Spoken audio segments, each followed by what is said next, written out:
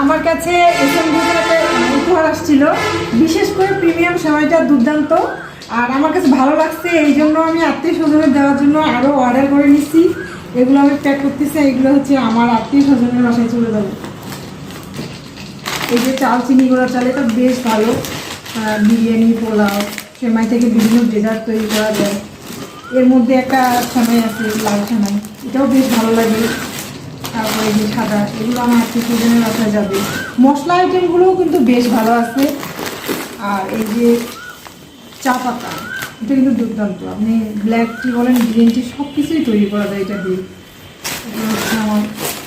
আর চিনি এদের নাই, চিনি হচ্ছে অন্য ইয়ে থেকে নিতে হবে।